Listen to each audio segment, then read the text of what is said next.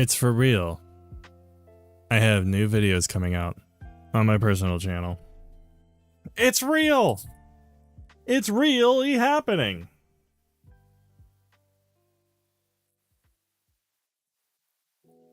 Oh, happy stuff. We are actually getting new videos. Starting with Croc.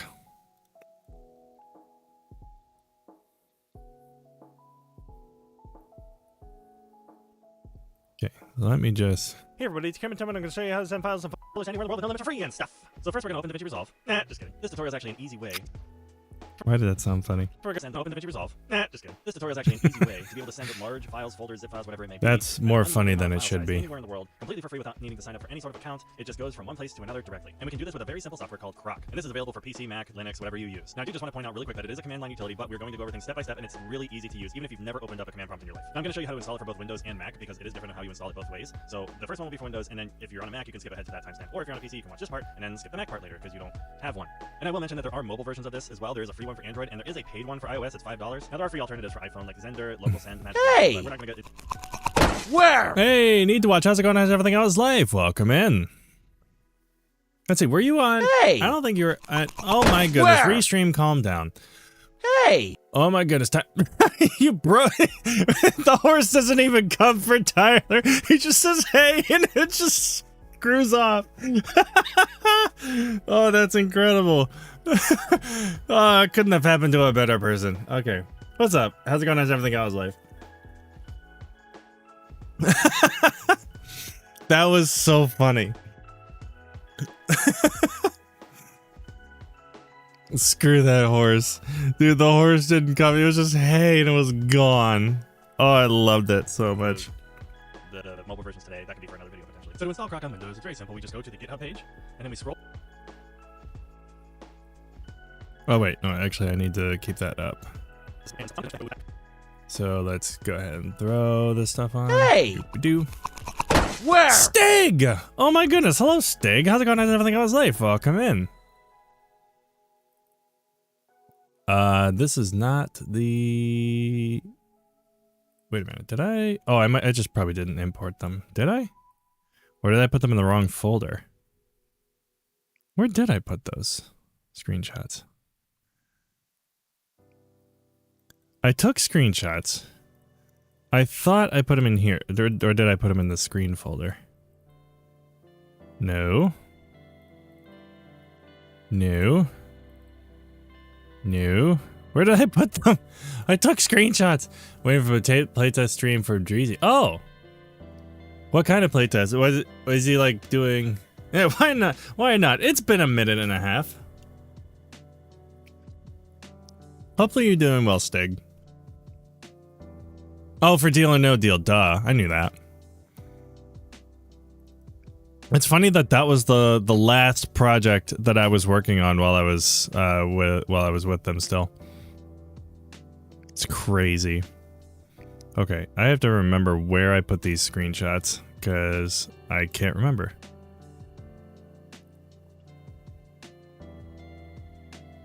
Okay, so let me just do screen capture. Yeah, here they are. Where did I put them?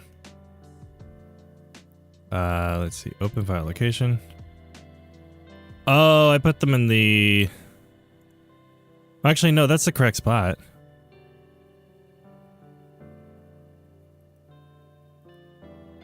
Oh, no, because I'm actually doing... I am actually showing the screen. Oh, right. I got mixed up with another video. Duh. Is this going on my main? Yes. This is the next video that'll go up on my main channel. I actually have 3 recorded, fully recorded right now. So I have one on this software called Croc. I have an HSV highlight thing, although I might do this one first, the Tetra shader, which I just recorded last night. But I have a shader for OBS that allows you to use tetrahedral interpolation. Shut up, Ty. That allows you to use tetrahedral interpolation inside of OBS. So that's kind of cool, I guess. Ladies and gentlemen, it's camera time. Thank you for that. Wait, who? I forgot I didn't have the the Twitch chat pulled up, so I didn't see I didn't see who did that. Oh, and I'm not gonna see it. Shoot. Who did that? Who redeemed? Do not redeem. Oh, it was Stig. Okay. Thanks, Stig. Perfect. Alright. I'm gonna keep this over here so I can see it.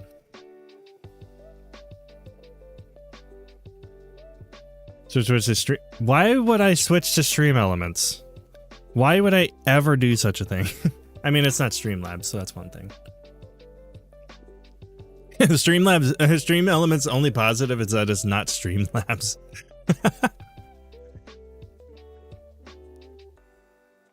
But no, I have this. And that does way more than Stream Elements could ever dream to do. For free. Okay, so I need to actually go into make sure dynamic project switching is on. Let's see, what was my last one I actually posted? This one. The chair time. Yeah, the chair time. The quick chair stream stuff. Oh, those were good days.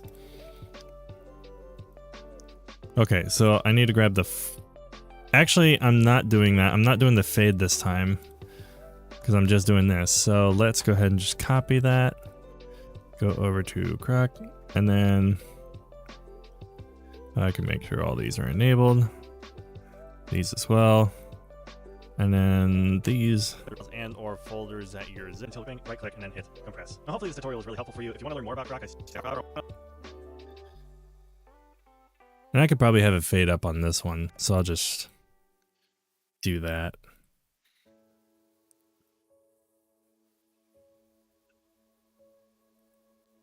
And then that was just a sample transform, so just delete those. I'm gonna make sure all these are reset. Yeah, they are. Okay. And then we'll go ahead and put those on. And then that should, there we go. Oh, the one thing I almost forgot to do. I didn't forget it, I just almost did. Make sure before it gets too complicated, highlight everything here, go into my other thing, and then just make sure I put all of my talking heads. This is what you should do in the first place, not in the middle of the project, but just throw them all in a group. And then that way, why am I in the key tab? Color space transform.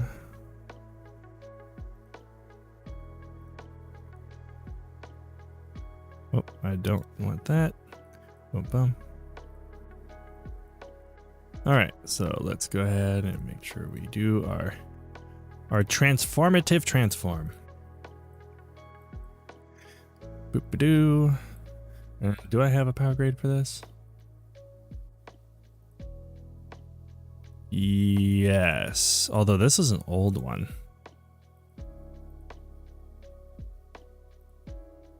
I don't even think this is my current one. Is this my current one? No. Where's my current one? So I've ventured to do the whole node stuff. Oh, well, if you have any questions about it, let me know.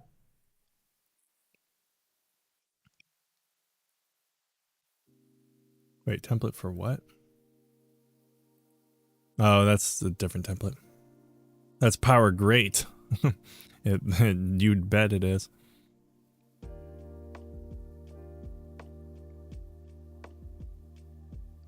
No, Hey! not that one. So it must be this one then. Where? Hey, Real Panda, how's it going? How's everything? How's life? Welcome in. This doesn't look like it's my current one. Now I'm confuzzled. Let me go back to my previous project and see what I used here. Oh yeah, this is entirely different. Wait, what is this? What did I even do here? What is this you say? You do here. Oh, because I had to do a dead pixel fix. I remember that. There's not even... What? Okay, well, maybe I just build a new one, because I don't know what I did last time. Okay, time to drive home. I have to go time. All right, Tim, the what? Oh, Tim Othie. Okay. I read that as other, and I was like, is that another form of other? And then I read it, and I was like, oh, that actually makes sense. You can stream Twitch, YouTube. I want to stream live plugins for. I don't use TikTok, so. Ha!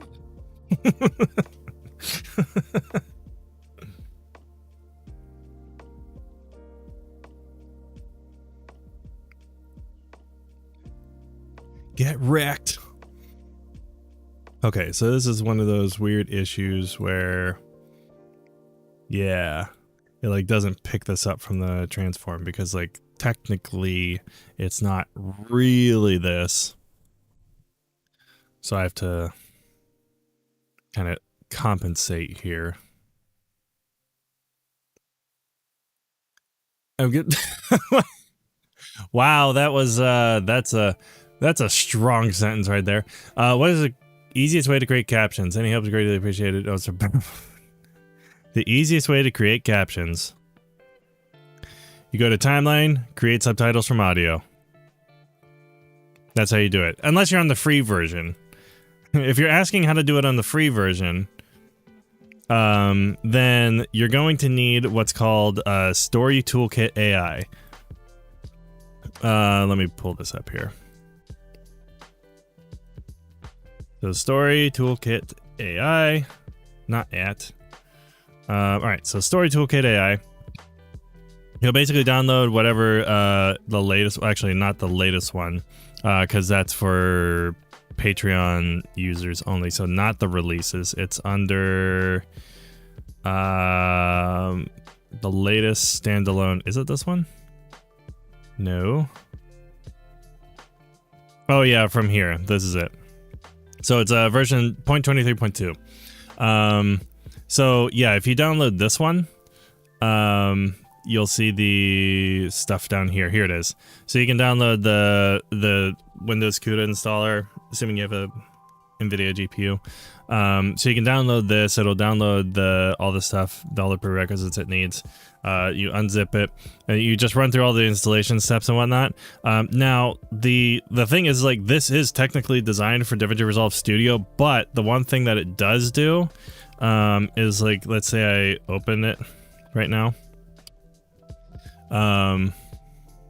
Is it's technically its own standalone app. So I forget. Do I have to open up the actual thing? I haven't opened it up in a while, so I can't remember if it auto uploads it, opens it. I haven't opened this specific update yet, so it might have to like download the model or something. But anyways, you download it, you open it, and you'll be able to actually load a WAV file into it, and it'll do the AI generated transcripts, and then you just import the SRT that it generates into Resolve. That's how you basically get around that. Buying a caption preset. No, any good ones. I can still use the auto caption feature, then change them all to the preset. Yes, you can do that with Snap Captions. So if you go to Snap Captions, and Orson Lord has a full video on it. But yeah, you can download Snap Captions. It's an external script that you can use with this thing. And basically what it'll do is it'll generate a script in here. So to go to comp, you can open up Snap Captions, and then you can use this to basically auto convert your sub. Oh, there it is. Okay, so yeah, here's Story Toolkit AI. just so it's here. So you can import. Now I can't remember. Yeah, so you go to transcribe audio files, and then you just select a WAV file. It'll do the AI captions through the whole thing through your WAV file, and then you can generate an SRT from that. You generate that SRT into let's see. Yeah, you export transcript as, and you just do SRT. I don't have a transcript available, of course, but you just export that as SRT, import that into Resolve, and then it'll come in as subtitles. And then snap captions, what it'll do is it'll auto convert the subtitles to to text plus layer. So it relies on a bin that you have in your media pool. So, and the video shows us how to do this. I don't have it set up right now, so it's not best for me to show it. The video shows a lot better than I can. But basically, it'll you can put like a text plus preset inside of your media pool, inside of a specific snap captions bin, and then you can tell this like, okay, I want to use this subtitle track, and then I want to use this text plus template inside of this snap captions bin, and then you run it, you hit create captions, it'll auto go through all of your subtitles here and convert all of the subtitle layers into the preset text plus template that you have set up. So yeah, hopefully that's helpful. For each audio by itself, you just solo it out. So like, let's say these were on different lines. I could just solo this and then generate subtitles. I'll just do this. Yeah, do all that. And I'll let this run real quick. It shouldn't take that long. Usually it goes by pretty fast.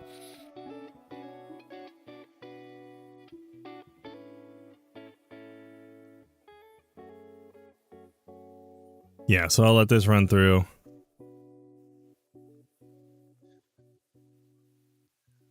Oh, and I guess you can't even see. So I soloed out the thing over here. I'm gonna make it a bit as big as default ones. Yeah, snap captions is what you want. Yeah, so theoretically, if soloing works, which it should not have any subtitles generated here.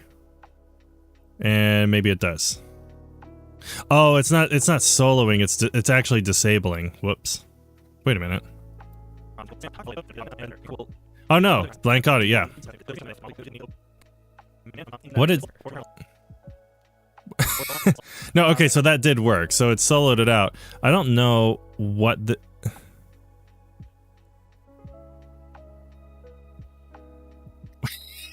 I don't even know what it generated here. I've never seen that before.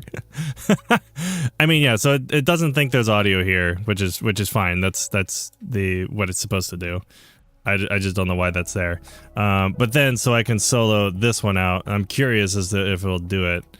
The other way you can do it is just like highlight all the audio you don't want to transcribe. You just disable it like that. I have it bound to a keyboard shortcut, but if you right click and then go to enable clip, enable clip is just a toggle. It actually enables and disables. But now let's create subtitles from audio again and see if it only generates them for this, and it should create a new subtitle layer, if I'm not mistaken. Usually I don't have to generate a second one. Where?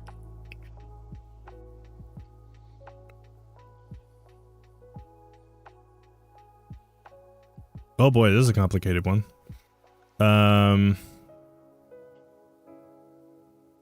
By the way, Gandalf, how's it going? How's everything out? How's life? Welcome in.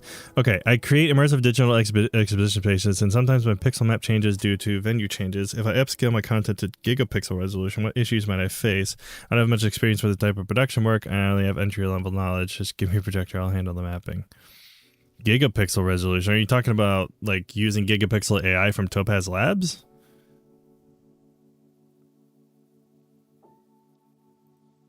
Okay. So it overwrote those, so you might have to add a subtitle track manually.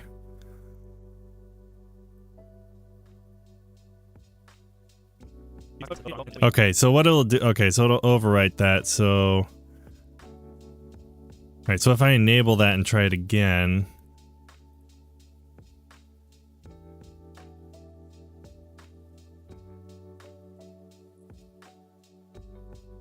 I mean, if you're trying to upscale something, like AI can kind of do stuff.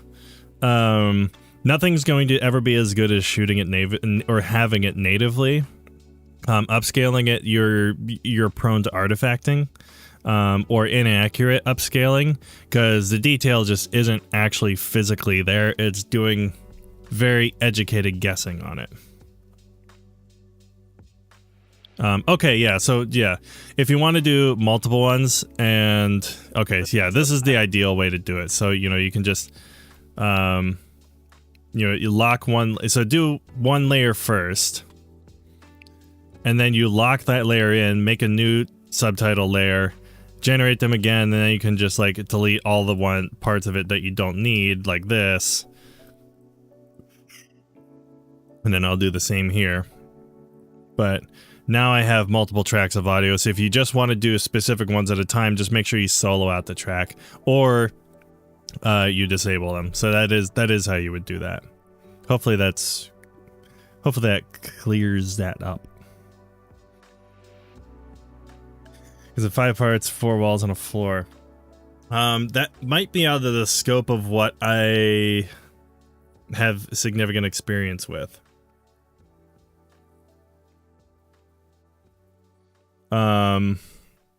But like the closest thing that I've done to that is when I've had to create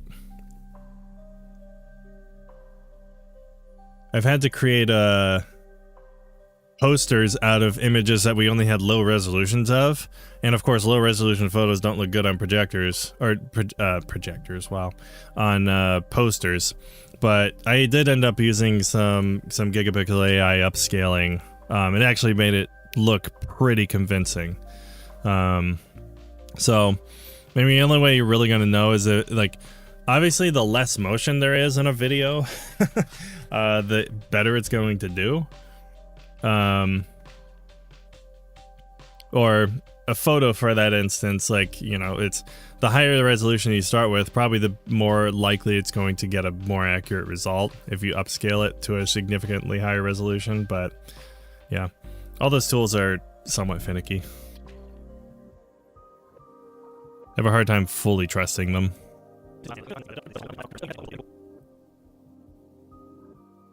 Okay, did I accidentally delete something here?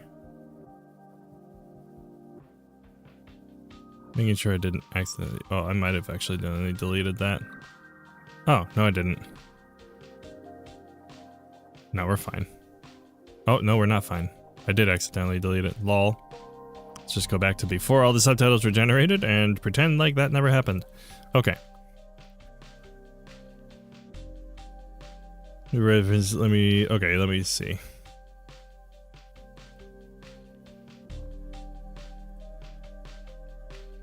I'll see if I can provide any sort of help. Seems like a very niche question, so I don't know how helpful I can be, but let me just at least take a look.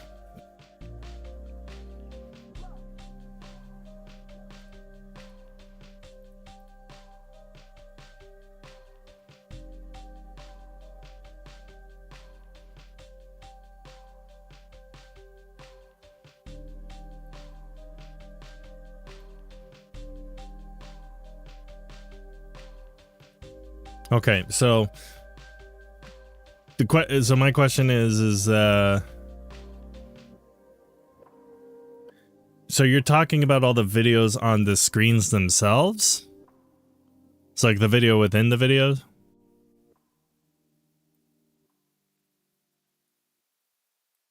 Or are you talking about like just this okay.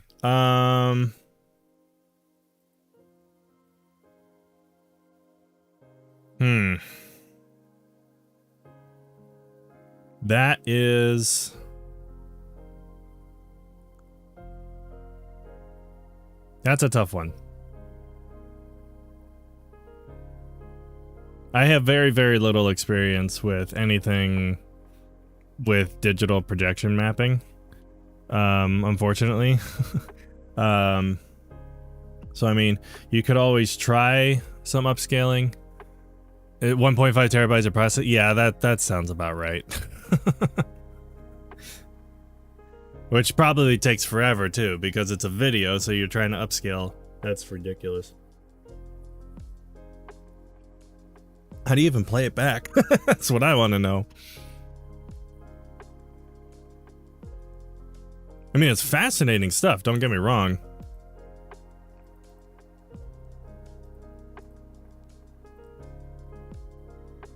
But yeah, that's a little out of my scope. I have not done projection mapping like this to this scale by any means. So, I mean, Again, as far as the most generic thing I know I can offer advice on is like anytime you do any sort of AI upscaling, there's always the possibility of artifacting, especially with like fine lines. For some reason, it doesn't. For some reason, fine lines can just like be slightly skewed if the pixels are not in line the way they should be from compression. So. If I asked the studio to redo it, the cost would be extremely high. I can imagine, yeah, because rendering this, they probably need something like a render. They probably need a render farm for it or something, right? Yeah, I mean, if you have no other option, then I would at least try or like do a trial of video AI's upscaling and see if it does anything remotely good. Yeah, again, it's just the only way you're gonna know is if you try it. Unfortunately, that's the best advice I can give.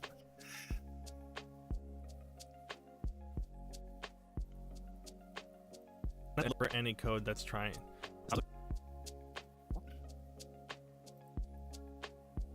Receive those files and/or folders. Now, make sure they have crop. Okay, I need to make sure they have to receive those files in the folders in their system, because if they don't, they can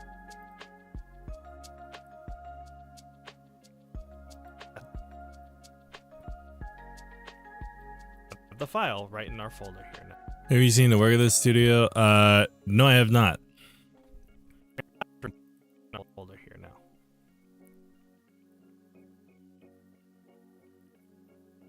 But they look fascinating. So I'd love to check out more of their actual stuff.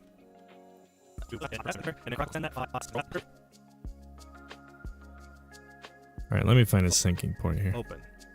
Once the command prompt is open, you need to see those files and/or folders. Now, make sure they have crop installed on the system, because if they don't, they can miss them, because if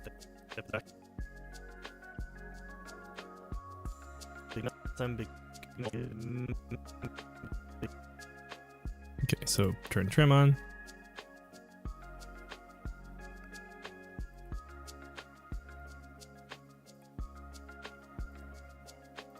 I love when Google Chrome doesn't like working.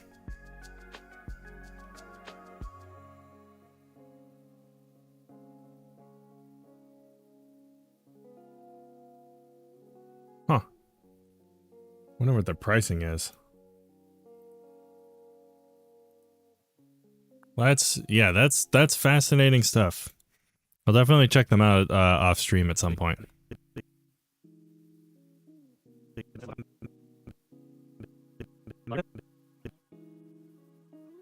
Installed on their system, because if they don't, they can't do anything.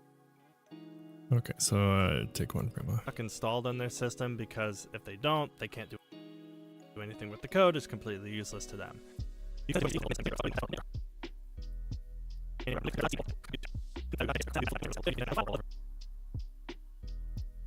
Okay, so this is gonna be the weird part. Tap them and press enter, and Croc will, and then Croc on that system, enter. Oh, let's make sure those are linked. And then Croc on that system will see the code and then look for any code that's trying. And then Croc will look at that code and see if there's anybody trying to send that code. And then Croc will look for that code and see if there's any files being sent. And if this is your first time using Croc, you'll probably get this window that says you have to allow access. And if this is your first time using Croc, you might have to allow access like you. Once Croc finds the file or ask, and then Croc will look for that code. Okay, so scooch. Send it to them and press enter. And then Croc will look for that code and see if there's any files being sent. And if this is your first time using Croc, you'll probably get this window that says you have to allow access. Go ahead and do so. And if this is your first time using Croc, you might have to allow access. Once Croc finds the file, and if this is your first time using Croc, you might have to allow access like you do here. Being sent.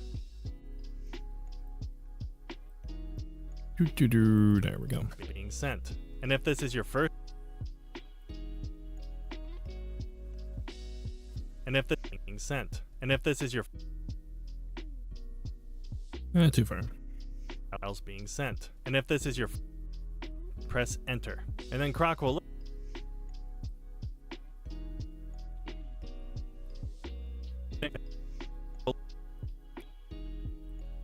enter, and then Croc will look for that code and see if there's any files being sent. And if this is your first time using Croc, you might have to allow access like you do here.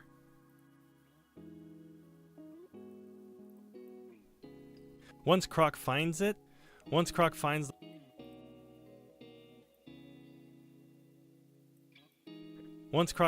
file or files, it'll ask you if you want to accept those files. Just type in Y for yes, and then press enter, and then Croc will feed the file into that folder that you have open. And then once the file transfer is complete, it'll say it's successfully completed, and you'll see the confirmation, and then we have the file right in our folder here now.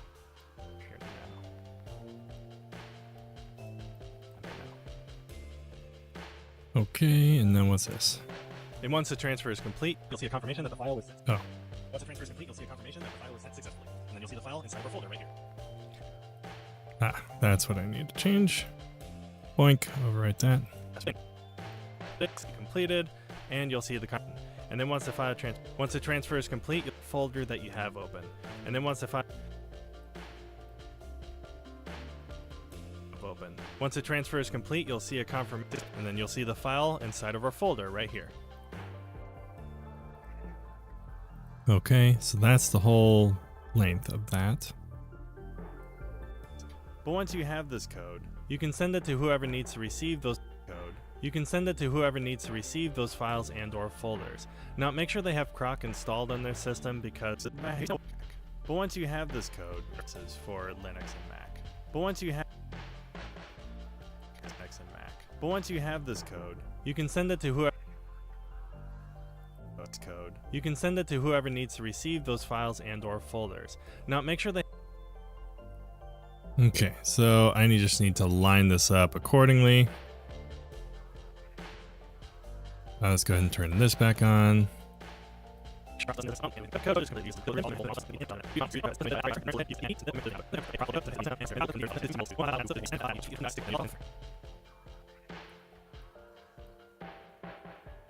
Okay, so that's all that. Now make sure they have Okay, so this goes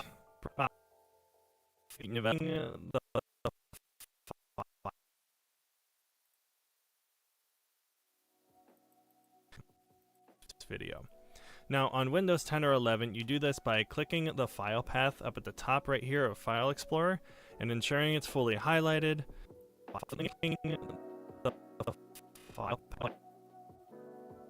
Oh wait, let's see.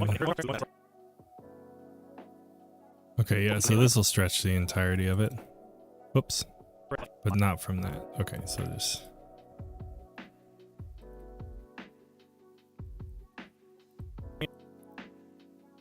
For this one, I just need to crop off the top. Important for this video.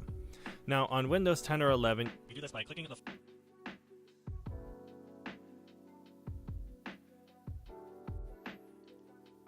Oh, crack the back.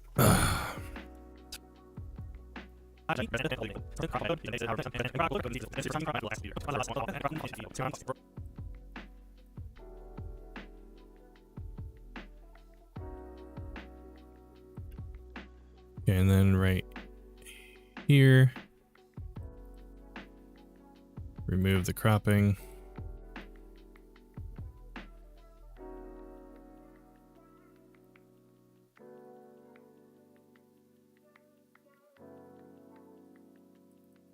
Okay, and then the rest of this I don't need. So crop that off. Bring the rest of this back. Okay. So now I just have to trim this so it matches. I had to I had to re-record this whole part because I lost audio in the first recording.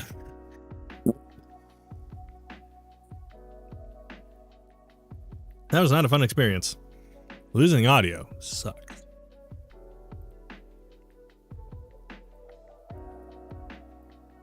that can be for another video potentially. So to install Croc on Windows, it's very simple. We just go to the GitHub page, and then we scroll down until we see this install tab, and then we just copy this code right here, specifically for Windows. So we can copy this code, and then we can open up a command prompt by pressing Windows key, typing CMD, type that in, and then we just paste that code in, and then it'll load the Croc installer, and it'll download accordingly. It'll also ask you for your admin password, so we'll just go ahead and enter that. And it won't show the password when you enter it, so just make sure you're doing it correctly. It is case sensitive. It's the same way on the Mac as well. We're going to hit press enter, and it'll install it. Now on the Mac, there's an extra first. Okay, I don't think there's anything on here that would be a problem to show. Yeah, there's nothing. We're good. We have to do, and it'll install it. Now on a Mac, there's an extra first thing we have to do, which is download a package manager called Homebrew. A package manager is basically something that downloads, installs, and puts files in the right places so that the program can run correctly. It's basically what the App Store does, but for apps without an App Store. So to install it on a Mac, we just need to go to root.sh, and it'll have this copy icon right here. And hitting that will copy this command line that we need to run to install Homebrew. And then go up to your magnifying glass and type in terminal. And then we can Command V paste that code into the terminal, press return. It's going to ask us for our admin password, so go ahead and enter that. And then press return, and then press return again. And now we'll run through the installation. Once that's done, we can tell Homebrew we want to install. Okay, and then this is the part where I probably will have to blur out a portion of it. Terminal.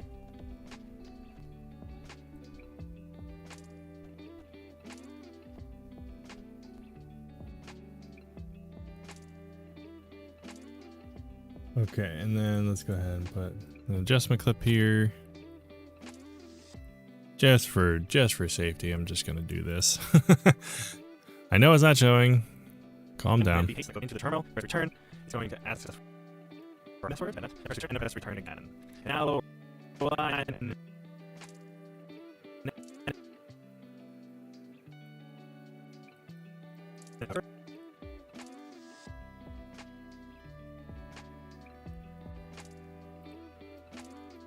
Okay, let's go ahead and put a blur on. Set blur to 10, and then add our masks.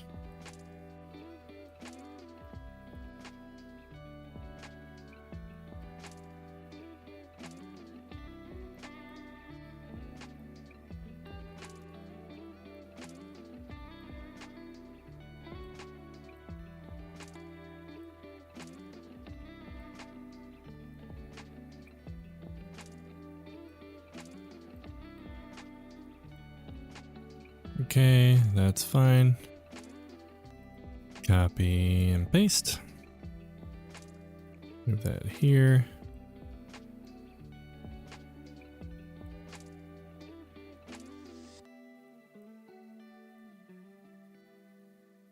And I'll just make one more for good measure.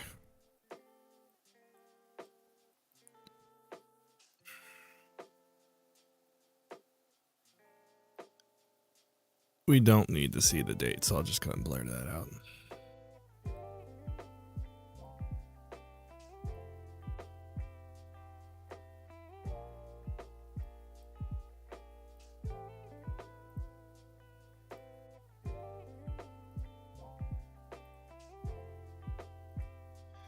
I don't want to get the orange in there, so I'll just...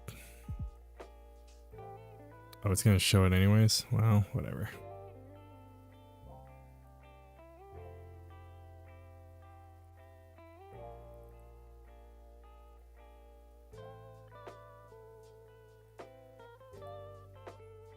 It's not a huge deal.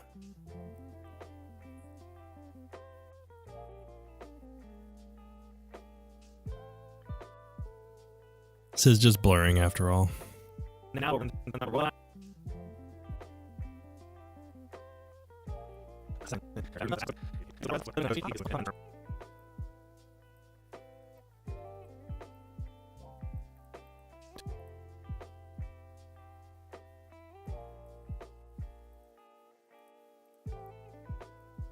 you go to a red marker, and we can paste that code into the kernel, press return, don't ask for the password, go ahead and ask, and then press return, and then press return again. And now, see, should I remove that little tab thing? No, it's fine.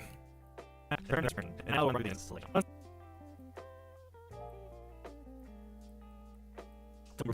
Install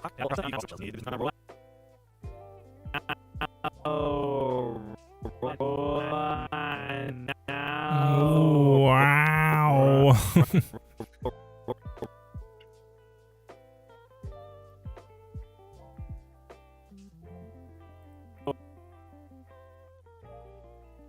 And then move this rectangle.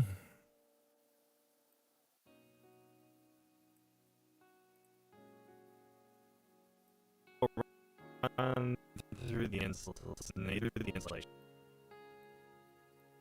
What?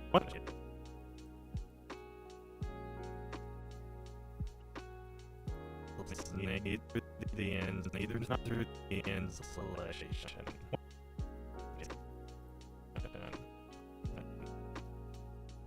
See, it's not showing on any other thing, right?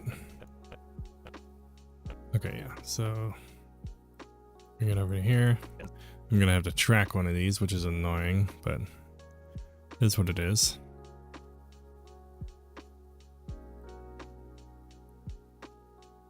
Should be this one. Oh, and do I have to add it over here too? Oh, of course I do. It's right there. Poopy! Poopy pants. Well, we'll just add another mask. It's okay.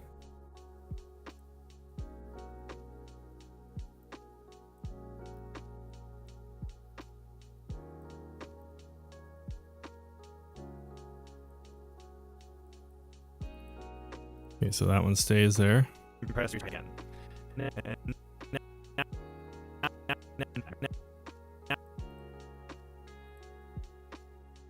All right, and now does this stay here? Yeah, that stays there.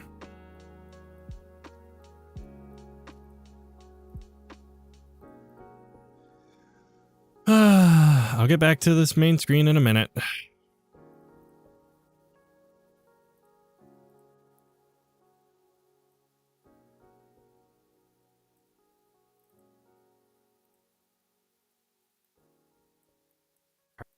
Again. And now run through the installation. Neither than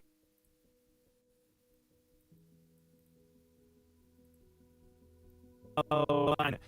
And now run. So I can paste this one, and then that one doesn't need to be there, so I'll just delete that.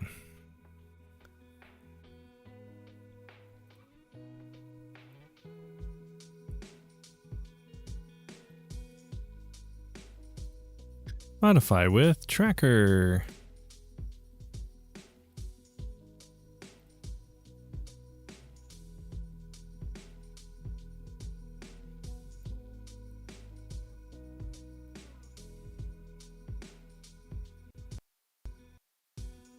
Oh, why is it tracking to that? Well, that shouldn't track. Okay. That was weird. That was kind of funny though. Good to know that it does that.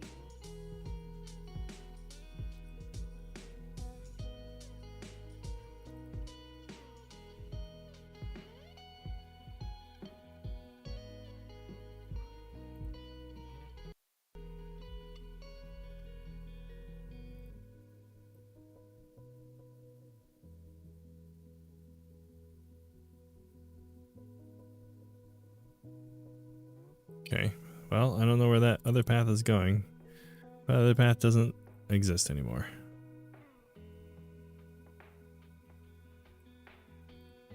Okay.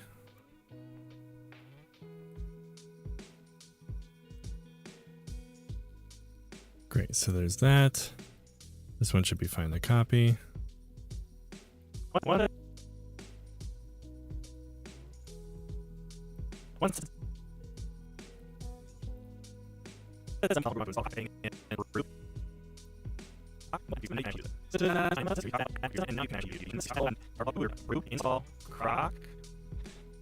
Okay, so I gotta go to here again. At least they're all static. Like, it doesn't make this quick. It's just the fact that it exists. That's a little annoying. Just a tiny bit.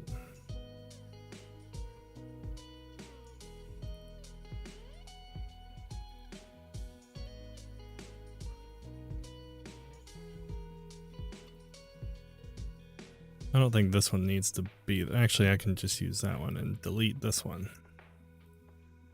So this goes down here.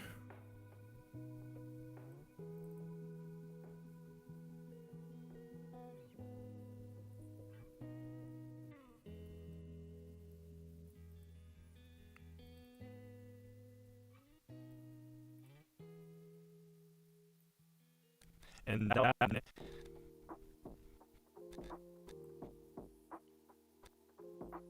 Let's probably do that.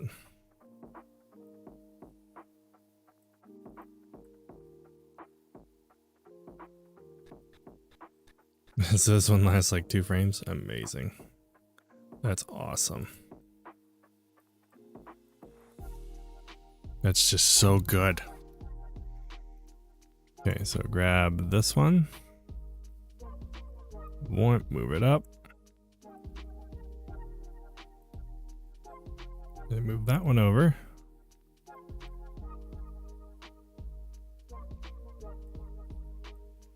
That'll add to your And then this one I'll just track. system, and now you can actually use it. And then I gotta add one at the end. Okay, awesome.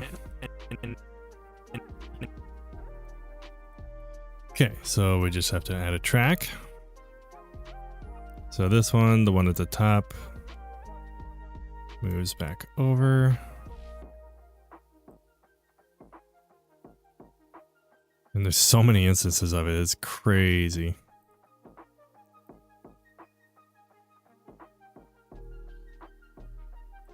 Okay, so we take this one, go to center, modify width, tracker position, go to modifiers. And I'm just gonna make sure it doesn't do any weirdness again. Delete, not delete, but disable that.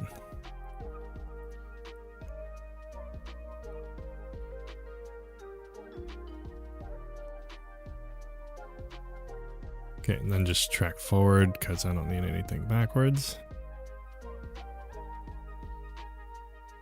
And that should have it. It is nice that it just kind of works. Hey! Where? Oh my goodness, Tom Vault, how's it going on everything else life? Welcome in. Currently I'm blocking out some stuff, so that's why you don't see the main screen.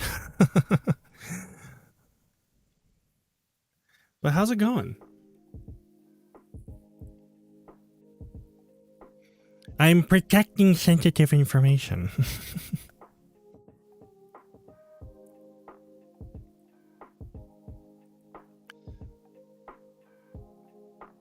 So we can go to this part and then boink. And then switch my screen again. Hey! Where? Oh my goodness, Sai. Do you want me to ban you? I will instantly ban you. Just finished editing myself, so nothing better to do than watch someone else do it. Amazing. Well, welcome in. What software do you use by any chance? Does it DaVinci at all? Quite possibly. Where can I get a beard like yours? Sai, you gotta be born with it, or in my case, adopted with it. There you go. Of course, that's perfect. Amazing. You're in the in crowd already. Oh, it's perfect. Sai, you know I love you.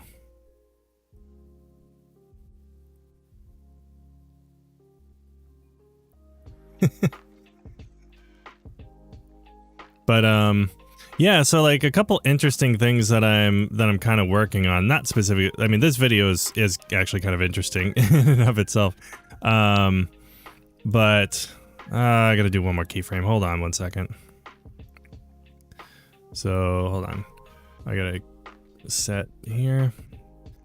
Normally I would just track this, but it's literally one keyframe. Okay, that should be everything I need to hide, so I can come back to the main screen. Okay. I'm glad you do. All right, so a couple of interesting things that I'm actually like in the middle of working on. I actually have a plugin that I'm trying to develop right now. I think I made my own project for it actually.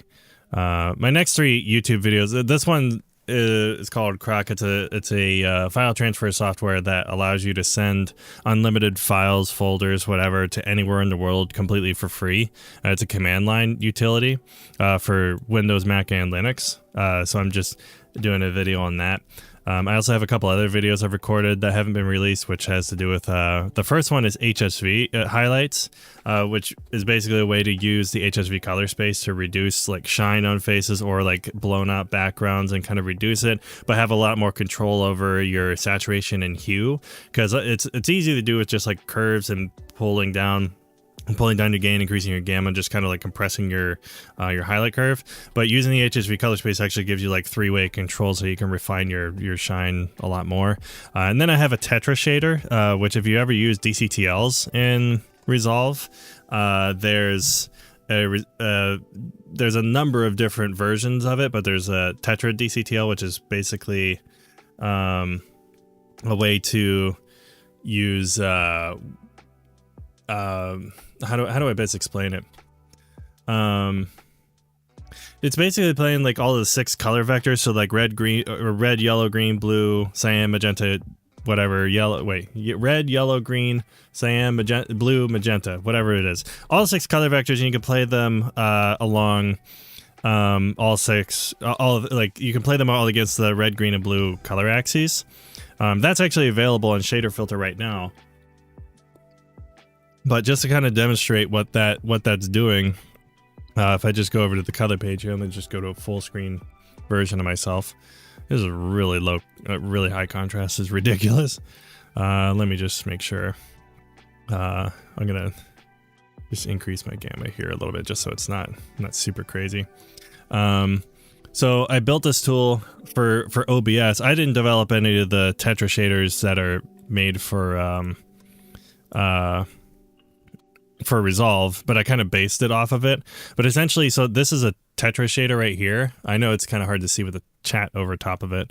But basically I have red, green, blue, cyan, magenta, yellow, and I can play all of them against the red, green, and blue axes. Now, what that means is that, let's say I take the red color vector and I want to move it along the green and magenta axis. I can just take the red channel in red and green, or well, it's green and red technically, but I can move it like this, and then anything in that red vector moves along the either green or magenta axis. So I can do the same thing with like red against red. It's moving along red cyan axis, and same thing with red on blue.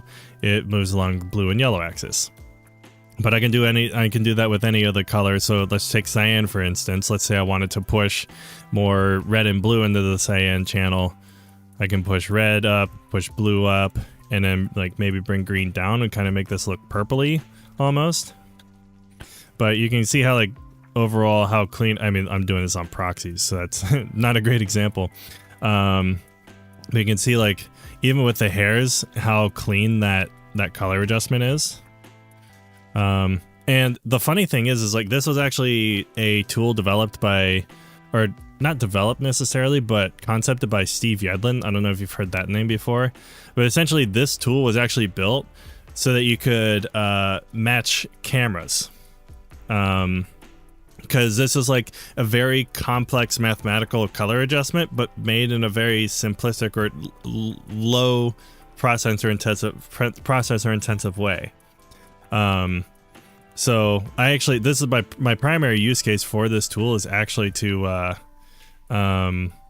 match different brands of cameras together that have like weird different color biases and stuff. This is the cleanest way to do it.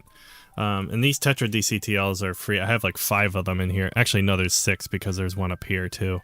Yeah, I have 6 different tetra DCTLs. Because they all operate slightly different. Some of them are like this kind of like tetrahedron breakup type of thing. There's also one though that's the tetra interp HSV, which actually operates on more of like a hue sat value operation, and this actually is basically identical. I don't know if you've heard of mononodes, but this is identical to mononodes the hue saturation density adjustments, except values just flip. So if I add value, it technically brings things up, but if I bring it down, this is actually increasing density. So bringing value down actually increases density.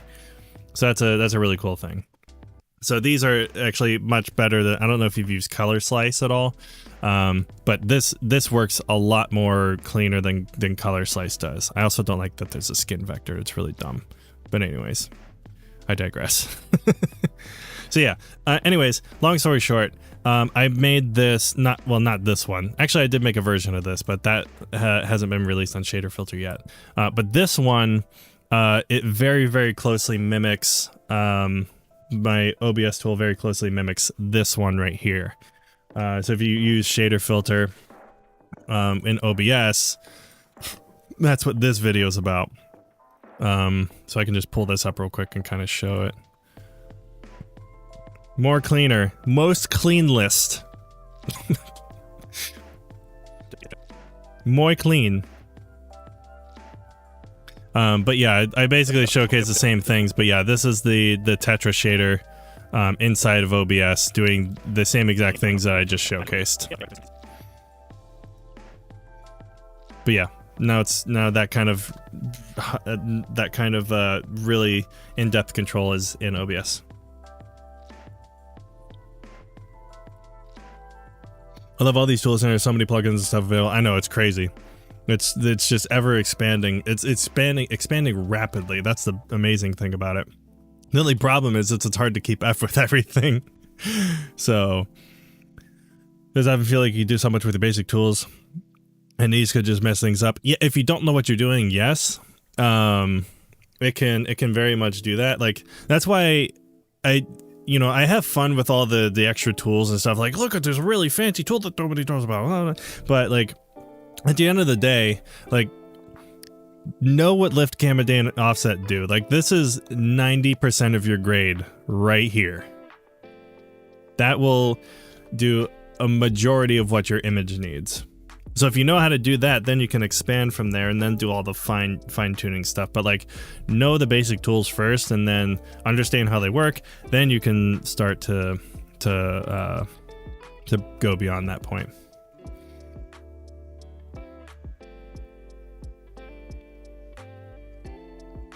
I mean, I'm just lazy at learning new tools. Yeah, even if I knew you can get to any results without these. I mean, yes, you could. Well, to some degree, yes. To some degree, no. So, like, there are actually some DCTLs that can do stuff that the native Resolve tools actually physically can't do. Now, that's not a great number of things. The native Resolve tools can do a vast majority of what you would want to do, but there are some DCTLs that actually do stuff that you can't do natively in Resolve's toolset. A good example of that would probably be, let's just see what DCTLs I have that would be a good example of that. So this JPDR for $20.99, for instance. So like, actually I could probably use this as I have a better idea. Instead of doing this transform right here, I'm just going to use a DCTL instead. So let's just use this DRT. And then I'm going to go to that. Okay. So the nice thing about this is this basically replaces your color space transform, but what it allows you to do that you can't do natively in the Resolve tool is adjust your overall biases for how it transforms in different like hue rotations, how pure your colors are, your peak nits and stuff. You have a lot more control than the native CSTs actually give you. So like this stuff you can't actually feasibly do. You can kind of do it, but not to the pinpoint accuracy that this gives you. Another example would be, I probably have to put this back to default. So I can not screw up the values here. Whoops, nope, keep that there.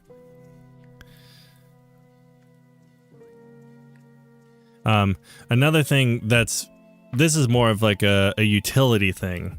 But let me just pull this up here. This is one of my favorite tools to use, actually.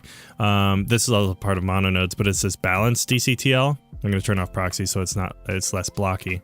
But this allows me to see like it has an exposure heat map, it has a saturation heat map, so I can see like where in the image that things are most saturated. Has the skin tone indicator, obviously, so I can have this on while I'm doing my linear balance. So if I'm moving gain around, I can see like, okay, when it's yellow, that's where it's optimally the skin tone line is. But you know, I have you know, shades of magenta in this area, so that's maybe I want to make it a little bit more green and stuff. You know, I can turn this off, and then, you know, we have a lot cleaner monitoring of where all of our stuff is at, and then, you know, I can also see like a before and after in different ways. So, yeah, I mean these, and that's just like one of the. I would love to start using something like, yeah. I mean, mononodes is incredible. You just eyeball everything. Yeah, that's the thing is like once you start getting into tools like these, because the one thing that I've always learned, whenever grading, because I don't have like the most color accurate monitors, is never trust your eyes when trying to balance an image. When you're grading an image, obviously you want to rely on your eye to make a look and stuff. That's completely different. But when you're trying to balance an image, like you could look at one monitor, it looks fine. You look at another, it's like, why do I look like Shrek? So that's just because monitors lie. But that's why like having tools like your vectorscope, which is built in and stuff, your vectorscope, waveform, parade, histogram, like looking at all these tools and understanding how these work, these help a ton with ensuring that you're actually getting to the right ballpark, you know. And again, nothing ever has to be perfect, but it's kind of the idea. Also, often in some more push looks, you should grade with eye, or you don't want the real perfect. Yeah, because like that's why I always say, that's why it's often said that the skin tone indicator is just like, that's your reference point. But you know, there's a lot of projects that wouldn't call for skin tones being perfect. Like you wouldn't, if you're trying to do like a very eerie looking scene, you wouldn't want your skin tones to be super warm. You want to feel like some sort of discomfort, or like their skin looks pale or feels pale, so you get the kind of the feeling that like they're freaked out. So in that instance, you wouldn't want like a magenta shift in your skin tone, because that would feel weird. So yeah, totally agree.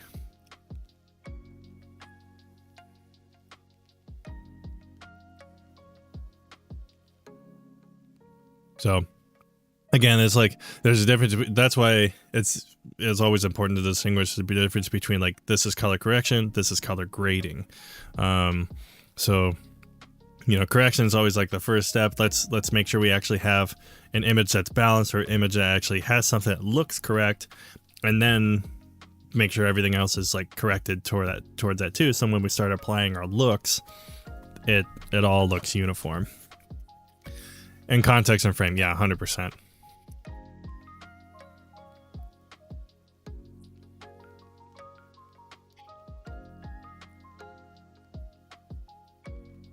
Yeah, if you're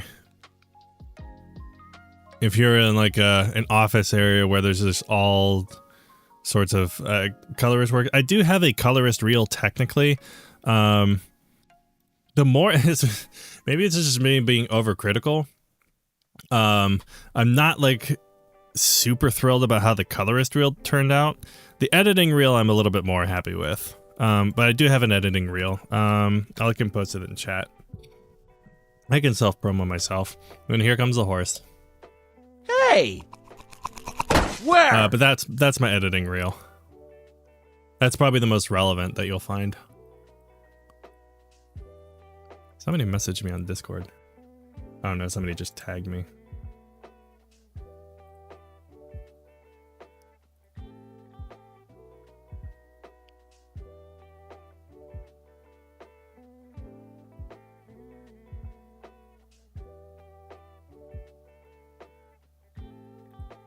Can I say that there?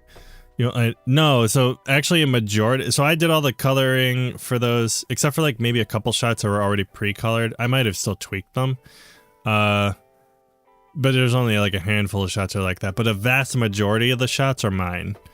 There's only like a handful of them, like there's a few at the end of like a girl that walks into like a small concert area.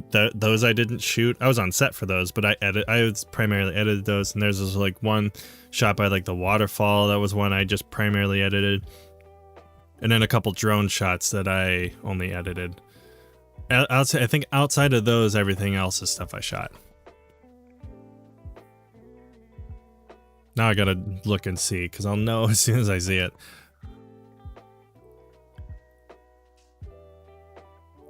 See, yep, because that was mine. That's not. That was. Yes. Yeah, I shot that too. That one I didn't. Yeah, those two. Okay, those two I didn't. Those were just editing. But that I shot and edited. That shot and edited. That shot and edited. That shot and edited. That shot and edited. That shot and edited. That two. Okay, the drone shots. That shot and edited. That shot and edited. Yep, that shot and edited. That two. Yep, that two. Yep, shot those. Yeah, I did the slider for that and edited that. All the stream 6 of course.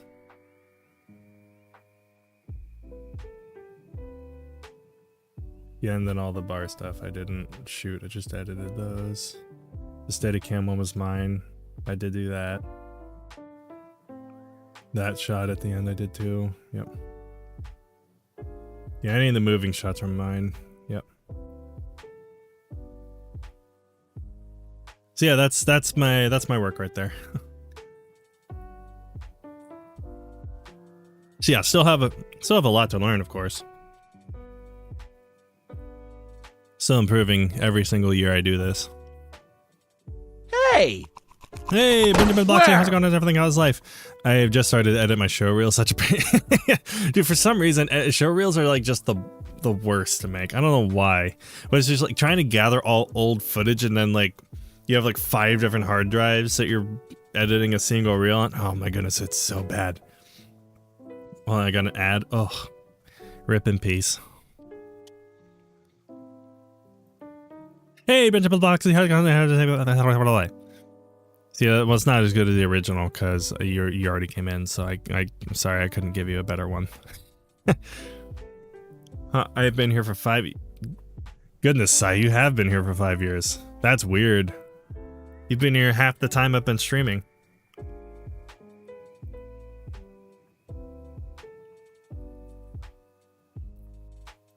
Can you believe I've streamed on Twitch for 10 years? I just realized that.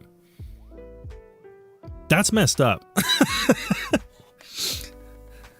Yeah, I started streaming back in 2015. That's weird. That's really weird.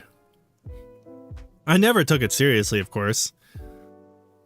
But, like, technically speaking, yes, I did start my streams back in 2015. Now, the other thing is like, that's not the first time I've done a live stream. That's just a Twitch. But I think technically my first ever, was it 2008 or 2009? Back when Ustream was still a thing. I think that was like the first time I actually like put something live, and it was just with a friend of mine. We did really dumb things.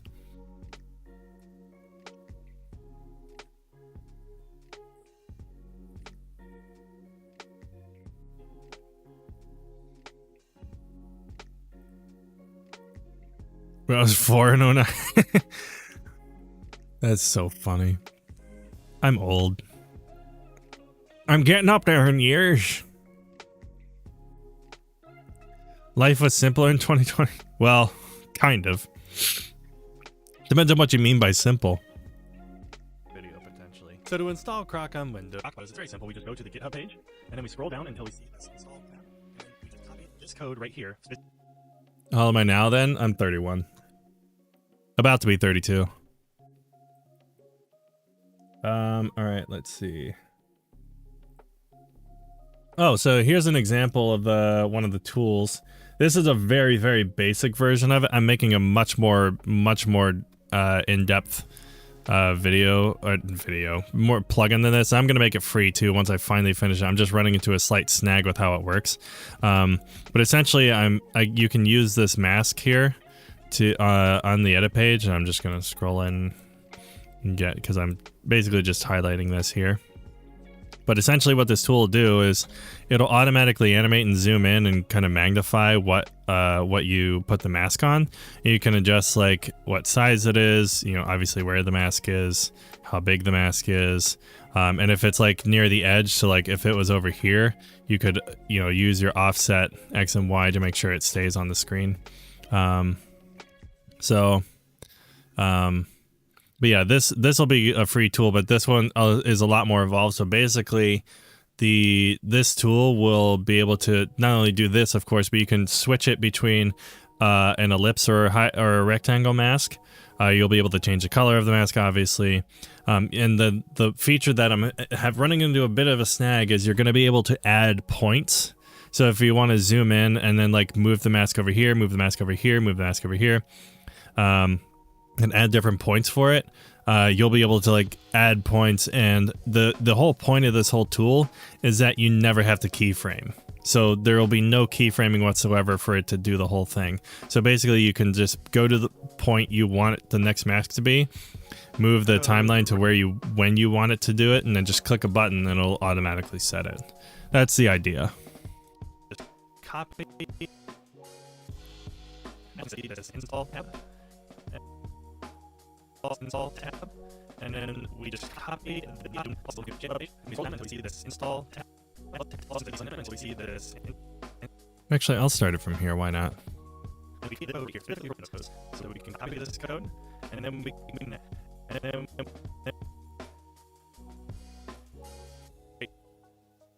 So do you work as a freelancer full time? As of right now, yes. I have done stuff for other companies and stuff. Like the company I was with the longest would have been Rocket Central. So if you ever heard of like Quicken Loans or Rocket Mortgage or anything, I worked internally for them for about 6.5 years, and worked for a couple other places as well. But that was the one I was with the longest. But yeah, I do freelance right now, as well as my own YouTube channel, of course.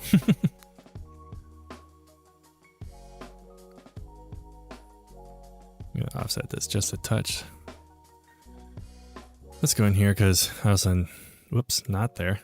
What do you shoot with? I mean, I've shot with pretty much. Personally, what I shoot with on my own personal gigs are Fujifilm X-T3s. I love shooting on Fuji because I love their color science and I love the functionality for what they are. I also love shooting on Blackmagic a lot. And like I've shot on Canon, Nikon, Sony, Panasonic, Red even. I don't like shooting on Red personally. It's more of a pain than anything. It's not as fun as it sounds.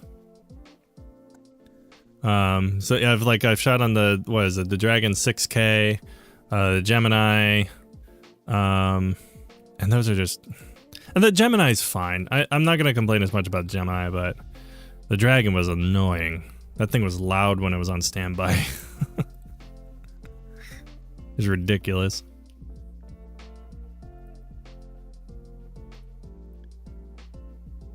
Have you EQ'd your mic? Yes. It's just my voice. No, I've EQ'd it, yeah.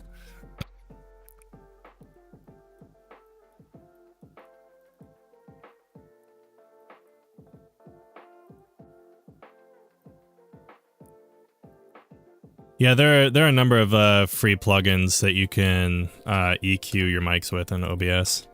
I use the Melda production free effects bundle personally. I also have another one that I use inside of Fairlight here, called let me just pull it up, the Manny Marroquin one. So this one right here. I really like this one for EQing vocals because it was like specifically tuned for frequencies that are most prominent in vocals. So it just makes it super easy. But that's my favorite EQ tool at the moment. Have you shot with the C80? No, but I want to. I might actually be shooting with it next week. So I'll let you know. I was really curious about it. But yeah, I'm going on a shoot on the 17th, and if if my guy that I'm shooting with ended up getting the C80, I might be shooting with it. Previously when I was shooting with him, he was using the R5Cs. He had 2 of them. Those were like, eh.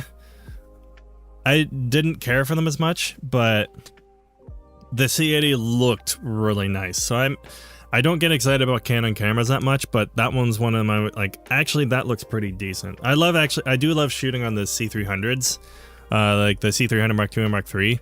That line of cinema cameras that Canon made, so good. Those were like Canon, that was like that was peak Canon right there, the C300s for sure.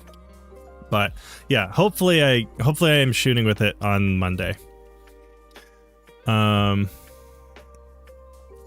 You got Dono walled? What are you talking about?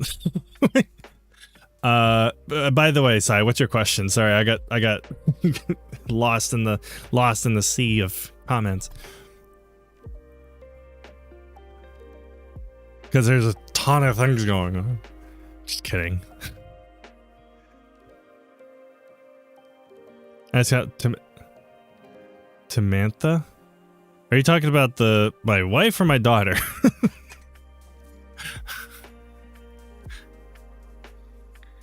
Oh, okay. Yeah. Mrs. Baby Tim or something like that. I don't remember what we landed on. She's very freakishly tall.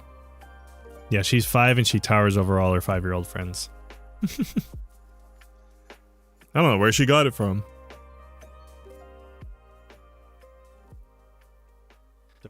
And then we can open command prompt by we call her Mrs. Tim. Yes, my wife is Mrs. Tim. That's her stream name. I'm tempted to get her a Twitch account that's Mrs. Tim. I don't know if that's available or not, but it was quite noisy. The C80 was noisy. Even with the 3 base, yeah, because the 3 base ISOs were like, what? Because isn't the third one like, what is it? The third base ISO is like 12,800 or something stupid like that. Damn, I bet you're like 6'6". Now I'm 6'3". I'm not freakishly tall. I'm just like the average height for a tall person. Yeah, I think so. Same as A7S3. Yeah, that sounds right. I thought the A7S3 was only dual. Wait, is the A7S3 triple base ISO?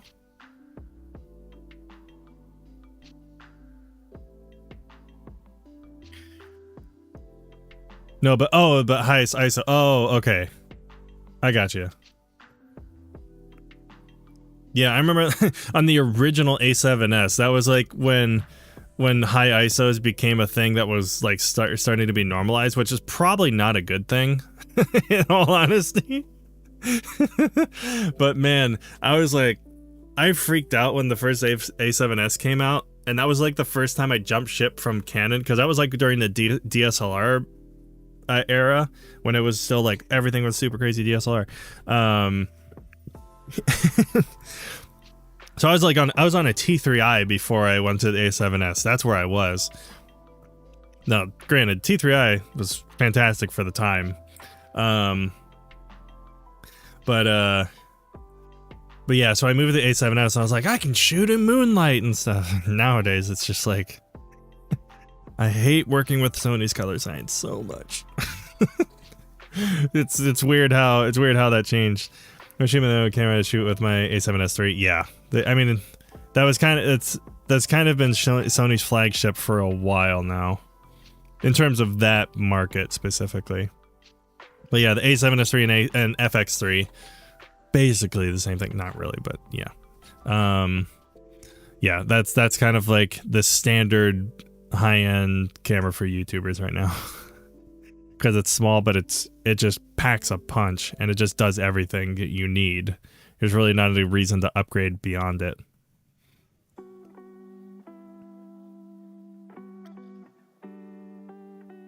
And here's the crazy part. That was like, I was waiting so long. Like, I went to NAB in 2017, and I was asking about it then. I don't think it came out until like, what, 2020 is when it came out? I forget the year. but I was waiting for it for so long that by the time it actually came out, I was already switching to Fuji. Because the X-T3s came out in 2018. And I was like, well, I would love to use it, but... So, it's funny because to this day, I still have not shot on an A7S III. I've seen them. I have not shot on it yet. That's how sad that is. I've shot on like everything else but the A7S III. So, oh well. It's funny, actually, a couple months ago, I was actually shooting on the old FS7s. Yes, people still use those. Those still exist. And not gonna lie, Sony's cinema line, not bad. They had some solid stuff with the menu systems. Oh, made me want to rip my hair out. But no, those things produce a really good image. I'm surprised at how well the FS7s still hold up today. That was the first time I used a camera that used what was it? The what is it called? No, not EIS. That's electronic image simulation. What's it called? The EI. Whatever, measuring stuff in EI that doesn't actually change exposure, but it's just like a preview markdown or something, or whatever. I forget what it's called. I wonder if somebody comes, or FX3 version 2. Yeah, I don't know. I'm really curious. Sai, thanks for stopping by. Hopefully you have a great night. What opinion? Benjamin Biloxi, you do not want to get me started on an Elgato. That's going to be a rant that's going to last for the rest of the stream. Yeah, EI. Yeah, I think that's it. Yeah, that was when I first discovered that. I was like, "Wait, what does this do?" I've never used that before. That's so confusing. I had to look up the manual on like what EI meant, because I was like, I've never seen that measurement before. That was so weird. Like, why can't I just change the ISO? But yeah, apparently that was their way to maximize dynamic range. I just like Elgato, yes, for a number of reasons. Some of which I can share, some I can't. Most of which I can share, some I can't. But yeah, basically, the biggest problem I have with Elgato is their hardware quality control, and like I dramatically lost count of how much help I had to give people for the cam links. Oh my word, that was like a nearly everyday thing. I was so ready to just be like, never buy these again. And it's weird because like I experienced those problems too when I used them. I didn't use them for my stream, but I used them in other places, and man, it did not take long for the problems to show. Like the whole thing with they freeze, they lost color channels for some reason. The power draw was too much for it, so they would just stop working altogether because it was asking for too much for whatever reason. But I have seen the face cam. The face cam looks good. It's too expensive for a webcam. I think the face cam's okay, it's not that expensive, all things considered, but I don't know. I just think there's better offerings for the price if you're gonna spend that much. Like honestly, if that was your entire budget that you had for like cameras and lighting, get the Logitech C920, get it used on like Facebook Marketplace, and invest the rest in lighting. Because lighting's gonna do more anyways. Bald by camera. All right, Tom Ball, Tim. thank you so much for the follow and hanging out. And I'm gonna make sure I catch you live too, so I'll send that over to you as well. But yeah, have a great one. Thanks for stopping by. Facecam Mark II is only 120 though. Sure. But if you can get a C920 for like $20 off Facebook Marketplace, I've seen it go for 10 actually. Then it's like that value margin. It's not like that. It's not worth that much more. Like it is a better camera than the C920 for sure, no question about it. But is it worth that much more money? I don't think so. That's kind of what it is. Like I have a weird quirk with some of the higher end webcams because it's just like, why? Facecam Pro, same. It's gonna be the same rant. It's just like I I have a really hard time looking at webcams over $100 and saying like, yeah, you should buy that.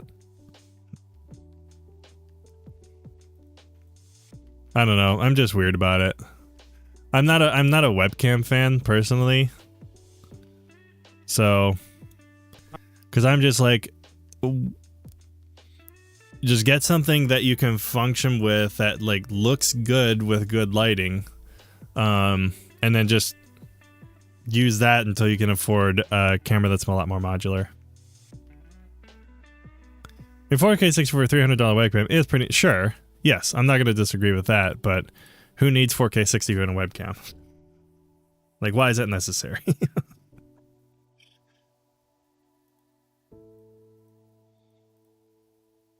I don't know, maybe some people need it. I'm not saying nobody needs it, just to be clear, but you get... You do. But again, resolution isn't everything. I mean, dynamic range always matters more.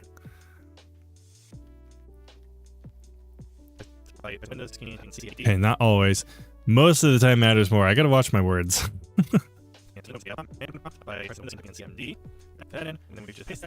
Oh, hold on. I'm getting a call. 1 second.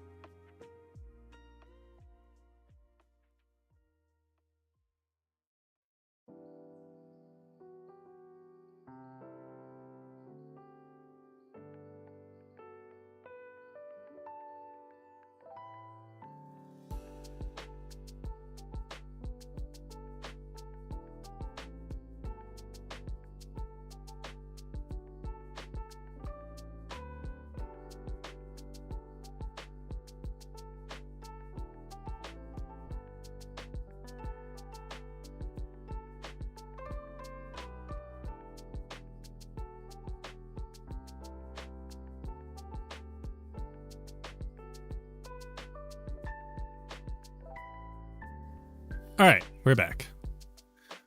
Turn that off. Okay, let's actually get to editing this video. Can open up the command prompt by typing in CMD. Then we can open up prompt by typing in CMD. And we paste it in, and then it will load the correct color, and it will download accordingly. It will also ask you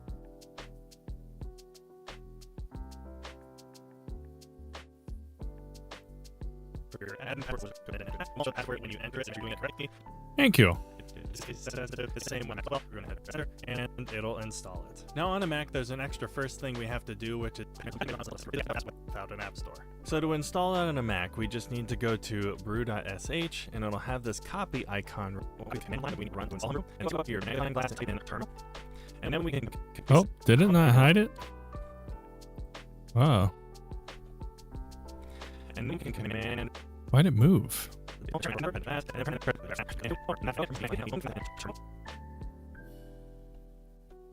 Oh, it moved. Right there. Of course it did. It's fine. I'll just screw it. I'll just do it. It's fine.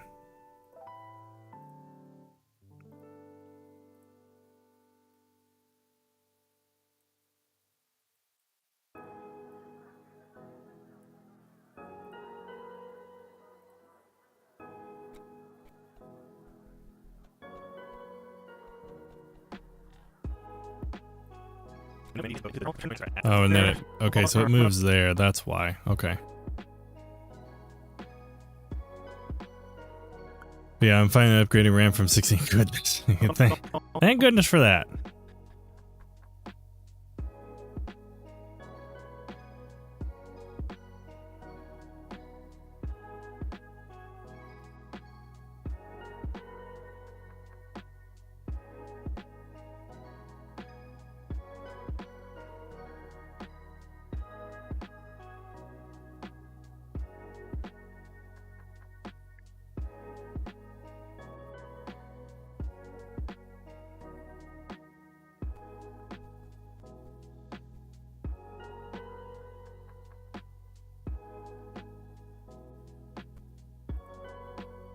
Okay, so I just missed so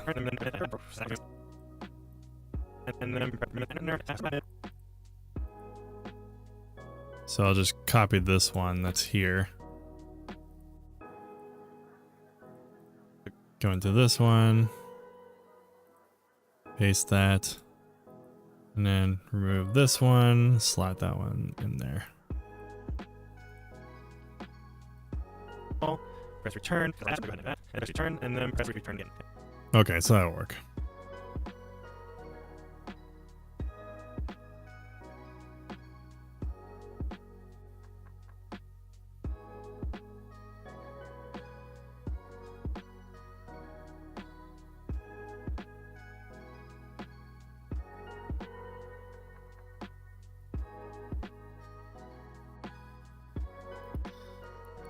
My brother allowed me, I could afford it. I would got 120 because I can. Yeah. I mean, honestly, that would still benefit you. Like, it wouldn't necessarily be overkill.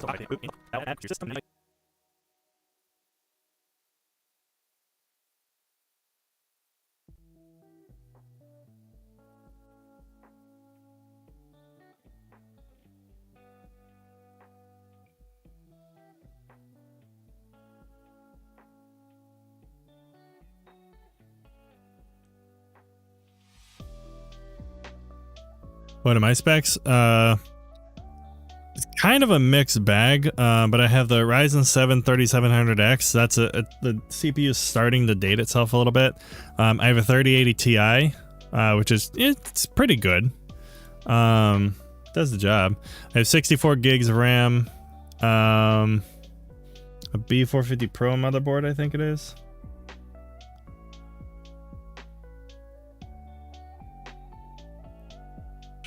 Use it.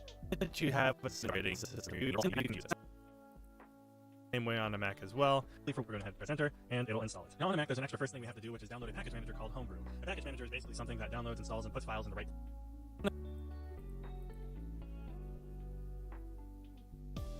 Let's turn linking off.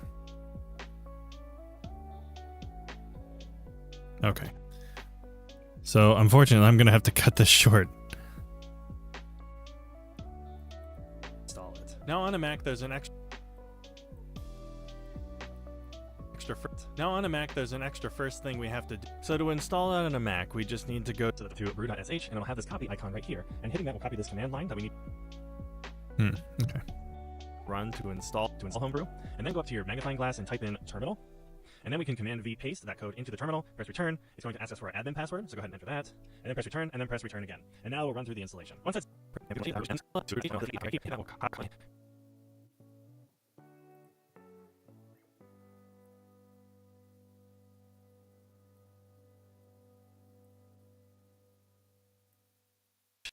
it'll have this copy icon.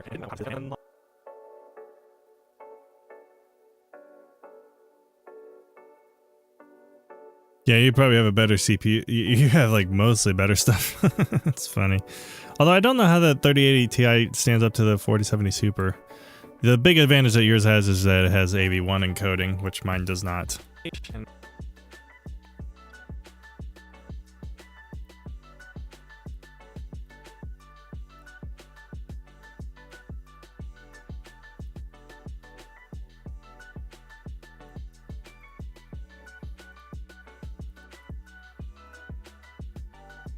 Oh, reset to the middle.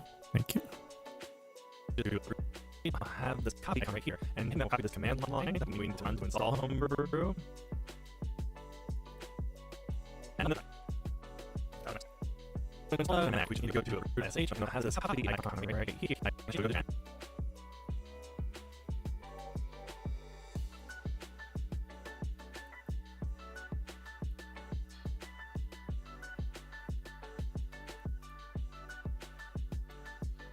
Just make sure I get this highlight up here too.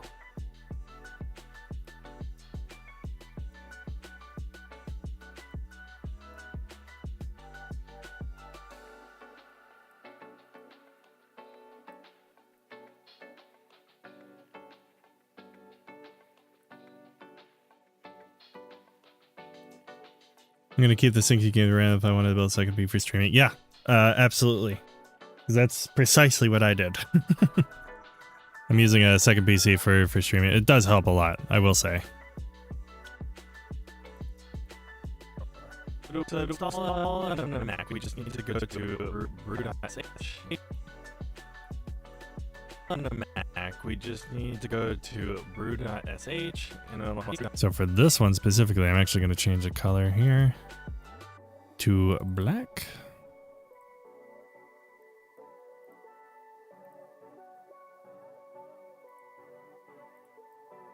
brew.sh, and it'll have the copy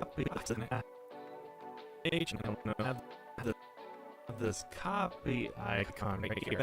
We run to install Homebrew.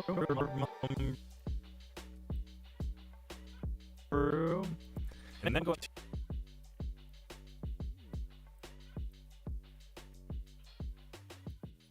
then this needs to go over to here. This is probably going to be one of those instances where I actually need to increase the size. Or offset, really.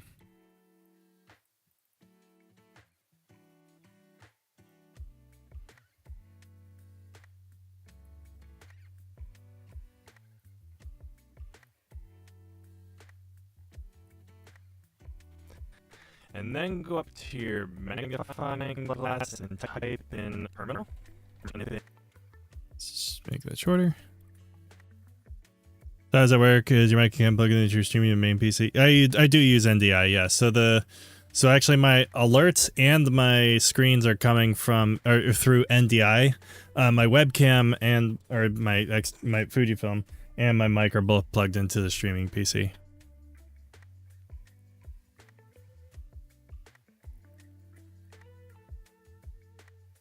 But yeah, all the alerts and including my Stream Deck controls are all in the main PC. So this deck actually here is actually controlling my streaming PC, not necessarily through NDI. It's just using the local IP address, but still works.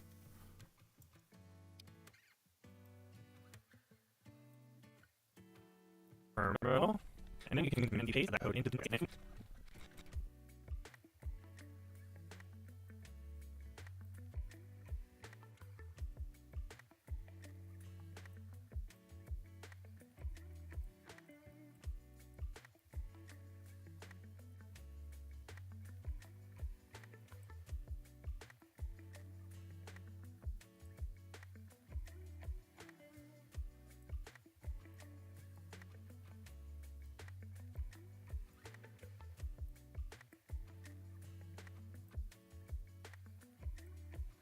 That'll work, I guess.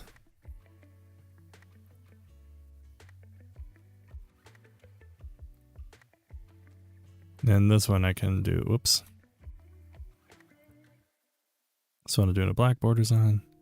This is why I need to finish my tool. I don't have to keep going in and rechanging everything.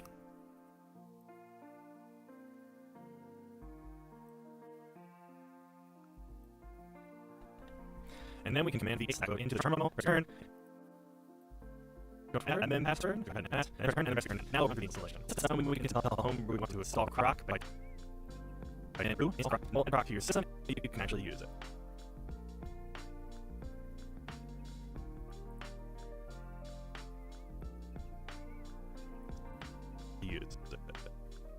So now that you have it installed on whichever operator, all right. Yeah, it would save money on a capture card, yes. Or in that case, you would only need one to capture your webcam if you use a camera like mine. But yeah, but NDI would work. Just make sure you have a fast enough switch for it. We're going to go ahead and so now that you have it installed on whichever operator you're using, we're going to go ahead and actually use the software. It's actually very simple. Actually, for this one, I'm actually going to remove this. So now that you have it installed on whichever app.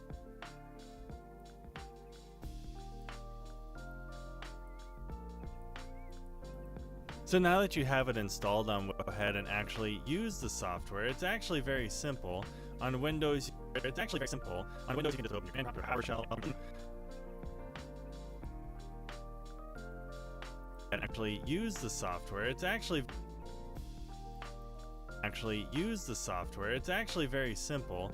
On Windows, you can just open your command prompt or PowerShell and on your terminal. And all we have to do with that is if I open command prompt here, I just make sure I have the folder open of the files or okay. Drag and unfortunately, I have run out of time because I need to leave. So that sucks. But anyways, thank you guys so much for hanging out and showing up and all that good stuff. I will probably be on later tonight, ideally. So I will see you guys later. I don't have time for a raid right now, unfortunately, but I will most likely be back later tonight to finish up this video and get it posted on YouTube, because I want to post another video at some point. But anyways, thank you guys so much for hanging out. Hopefully you have a great one, and I will see you later tonight. Bye!